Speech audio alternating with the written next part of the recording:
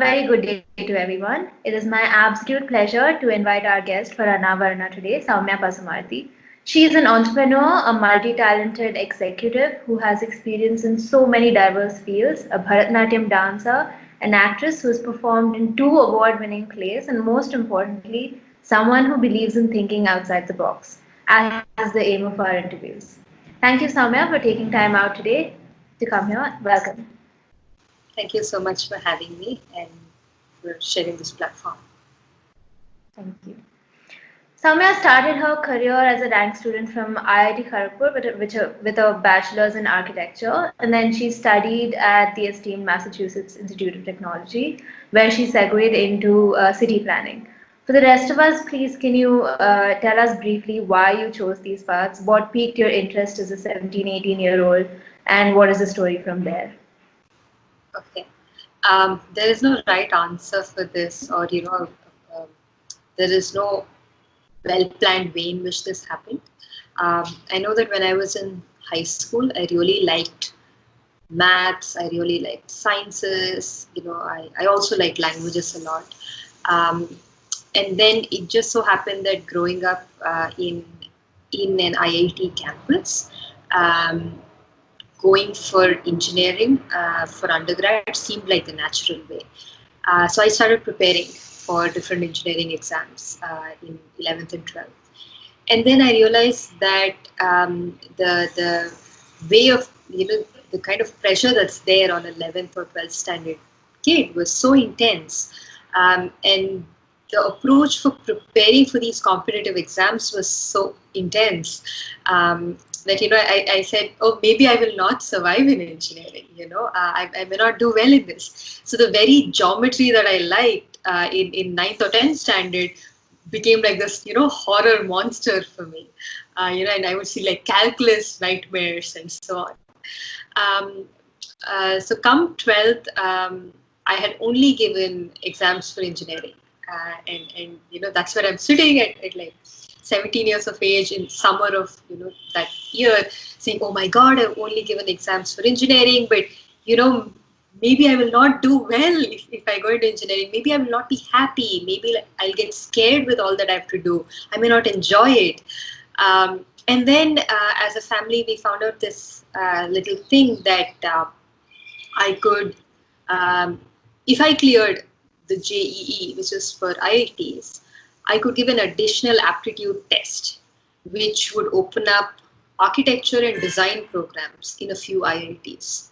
So that became this bleak ray of hope. And, luckily I cleared the JEE that year.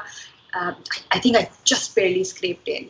And then, I gave this other exam. Again, super luck, I got in. I have no idea how. I don't think I even knew how to prepare for it.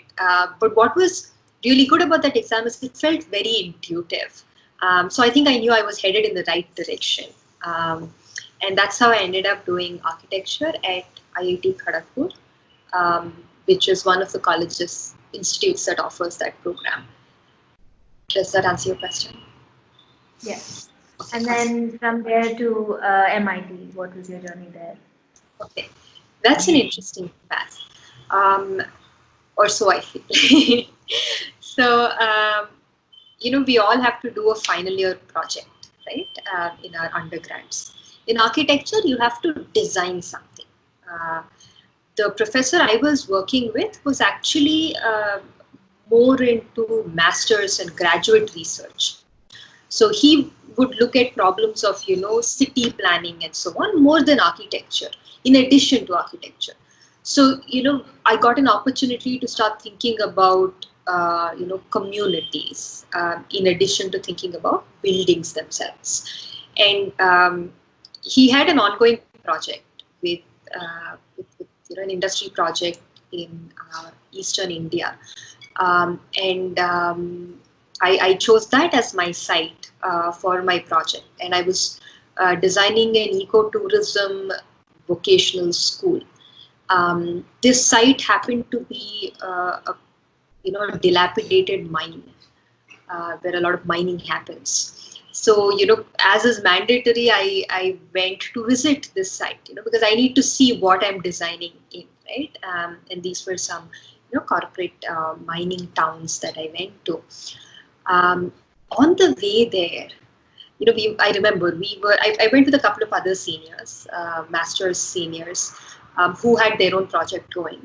So I was like this, young kid just sort of going on a picnic with them. With my camera. I mean, that's all that I had. And I remember we were in this, I think one of these bada gadis on very rocky roads, hilly terrain and all that, thick forests. And then, that was sort of a very interesting experience into how communities evolve, and, the different forces that are at play. And that sort of helped me move more towards planning and development at that level, beyond, architecture of buildings.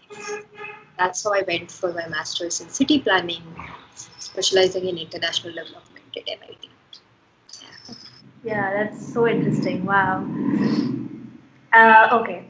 So you've been working at Deshpande Foundation for the last 4 years, if I'm not wrong. And Deshpande Foundation, founded by Deshpande, follows the idea of a technology-based incubator to catalyze 140K plus youth, startups, and farmers in scaling agriculture, micro entrepreneurship in agriculture, right? And in my understanding, the foundation works to enable entrepreneurship as a means to problem solving at all levels and structures of society. Correct me if I'm wrong.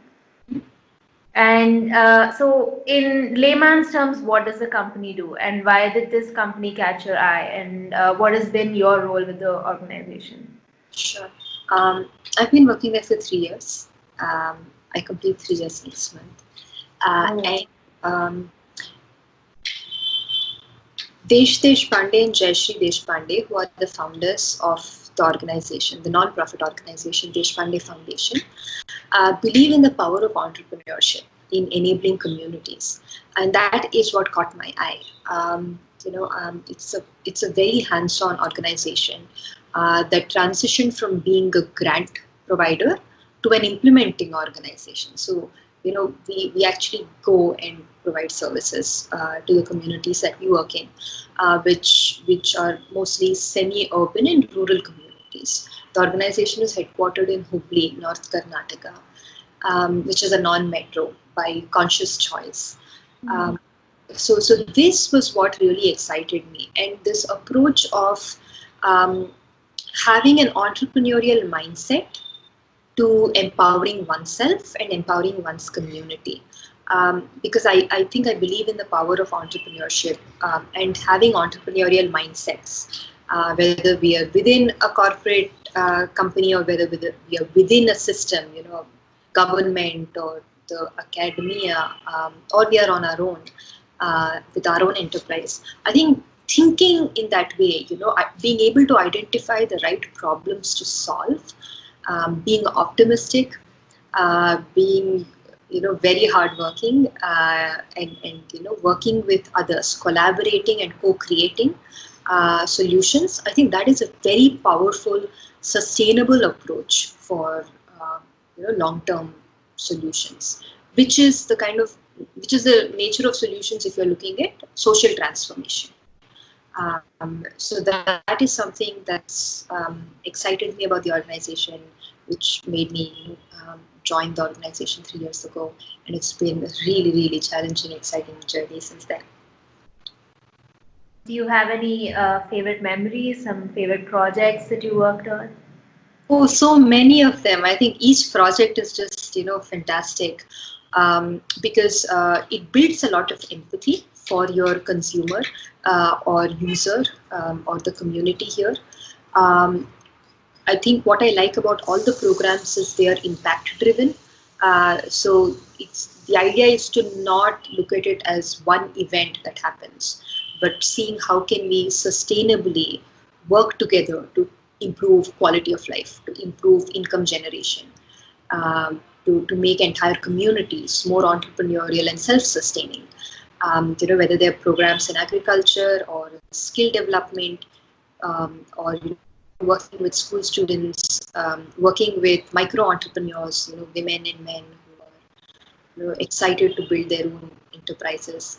I think all of them are really mesmerizing, very, very inspiring programs. There's a lot to learn, I feel, in each of these interactions.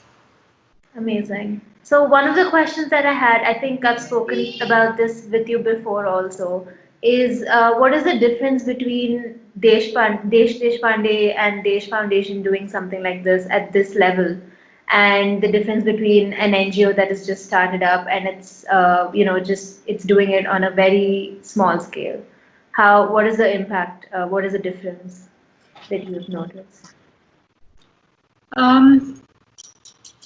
I would look at this. I would look at this question a little differently. So back when I was in architecture as well, right? I think something that interested me was to see how different types of organizations position themselves and the kind of impact they're able to create. Think of ourselves in one big system. We are all in an ocean, and we all want to live and let live, and sort of work together, grow together. There are some unique things different scales of organizations can do, different types of organizations can do. So if I look at the architecture example, if you're a principal architect driven firm, like you're one architect, and then you have an enterprise, versus you being a much bigger organization, more like an architectural consultancy, and then at the extreme end, being like a think tank or a policy advocacy group. I think the nature of impact that you can bring to the world is different, and at the level of every employee, what your day-to-day looks like is also very different. Same analogy applies even when it comes to social transformation. There are NGOs which have about 5-10 employees. There are NGOs which have about 50 to 100. There are NGOs that have several hundred or thousand employees. Some of them are more grant givers, like a couple of big foundations right now. They give grants to different implementers on the ground. They conduct all these competitions or challenges that become a platform for innovators and implementers to come together. So that's one type of organization you can go into. I think the other type is an organization that's actually involved in the implementation. And here again, it could be sector specific or it could be region specific. It could also be this type of intervention. There may be some organizations that work with a limited number of people, but bring holistic transformation over several decades, versus some organizations that look at empowering you with an incremental intervention. So maybe learning that next skill, giving you like a 2-month course, and helping you get to the next level. So I think there are different types of organizations, and there is no right answer. All organizations are necessary in the system. I think as a 17 or 18-year-old, what is really interesting is for you to figure out what you like and where you can thrive, where you can bring the most contribution possible while keeping yourself excited, while learning something new and becoming a better person. Thank you. That was very, very inspiring. And why touch from the question you asked? Why something like this? Why do you think something like this is important today? Because what is the scope for, say, a young out-of-the-box thinker listening and who just wants to save the world? If we look at people with disposable income in India, it's about 100 to 300 million people. In the world, it's maybe about 2 billion people. The rest of the people are people without a lot of disposable income. So the number of problems to solve in that community or for that space, it's just insane. I think it's going to require the efforts of millions of us for several years to kind of get something there. And this has been ongoing. There are a lot of amazing examples and organizations that have done this, that continue to do this. So I think, there are so many causes, whether it comes to livelihood enhancement, education, climate change, gender equality, income equality, so many different scenarios and situations for us to improve, so that as one species of people living with so many other species on this earth, we can all really have a beautiful life for ourselves and for others. There's a lot of work to be done. So yeah. Wonderful. Yeah. Okay. Moving forward, take us through a day in your life as a budding entrepreneur. What is it that makes it all happen, and what is your takeaway from it? Okay. So I would say half my day goes, in my personal entrepreneurial project. Half my day sort of goes with, the NGO and community development work. So yes, you wake up, get your things done. I wake up about 6:37 in the morning. Um, have my tea. I like herbal tea a lot, so have my tea, get ready, then check mails, look at what needs to be done, look at something that may have come up overnight, collaborate with my coworkers, move ahead on any decisions that may be pending. The different types of projects I'm involved in right now. Some of them are strategic planning projects, some of them are fundraising projects. Some of them are more internal leadership development, organization culture sort of projects. So there's a little bit of all that happens. Some days maybe I spend a lot of time on just one of those projects, and maybe some days there's a mix of all. There's some independent work. There are some meetings and phone calls. And then, I'll take a break. I'll work out for a bit, or do yoga, or go out for a walk. And then start working on my personal projects, which takes a couple more hours. And then I think by around 10 or 11 or so in the night, I'm ready to call it a day. I'm exhausted. Maybe I'll watch something for about half an hour, read something, two things that I really like. And then, go to bed with a lot of thoughts in my mind. I maintain a to-do list. So, I have some things on my calendar, and then I have some things on my to-do list. I try to see how many things I got done. Invariably, there are way more things I need to do. So I make a plan for the next day. And I think that is sort of one of the last things I do each day. Yeah. And I go to bed. The hustle is real. Speaking of things that you like to do, you're also a Bharatanatyam dancer, an avid arts enthusiast, a traveler. So, what role does this aspect of you play in your day-to-day life? Okay, that's something I'm struggling with, very honestly. So, I think life before entering the workforce was super, super easy and simple, because all you have to do is go to school. Someone already figures out what you need to do in school, right? You don't need to break your head over it. You get your evenings free for dance class, for painting class, music class. You have chunks of time available. That took a hit when I started working and I started traveling for work.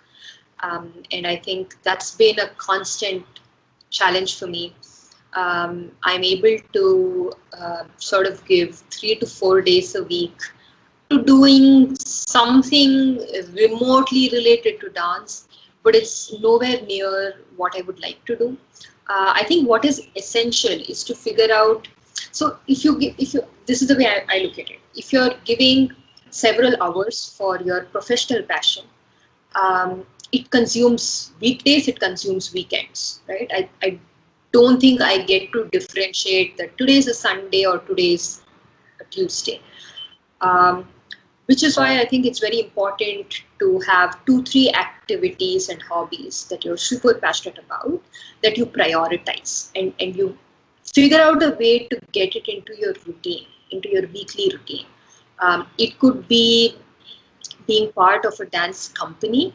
This is something that worked for me. I realized I couldn't go to dance classes regularly because timings would be difficult to honor when work meetings come up and so on. But joining a dance company where there were a lot of adult dancers, like people like me who had learned to dance as a kid, but then like discontinued for about a decade or two and were like trying to come back. That was a better option because we would give a few hours at specific times. We would pre-plan that out. And there was a lot of empathy for each other because we all knew how work life can be. That has been one way I've been able to keep dance in my life. I think another thing is, there's so many amazing programs and performances happening, both physically and virtually. I think that's another thing I've loved doing. So even if I can't get time to have a guru and learn right now, I think I try to watch performances, and it's magical every time I get a chance to do that. So I think once a month I try to do that. And then when it comes to traveling, I think the easiest hack I've found is every time I travel a lot for work. Every time I go somewhere new, I tend to add like 1 day more or 2 days more to explore in the place itself. That's a super easy way, I think, of doing this.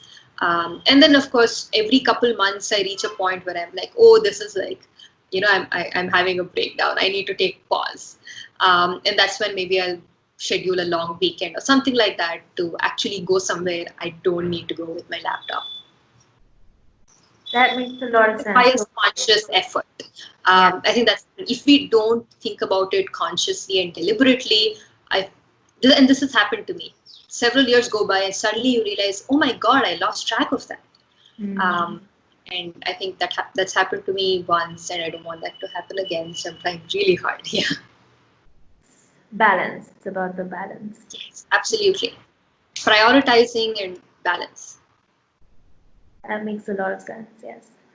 That's the end of our interview, Soumya. Thank you so much for doing this with me. It was a delight speaking to you, and I'm sure everybody will vouch for that. It's been a very inspiring journey. I would also like to thank the Samudbhava team for making this happen. Thank you. Thank you. It was exciting. Thank you.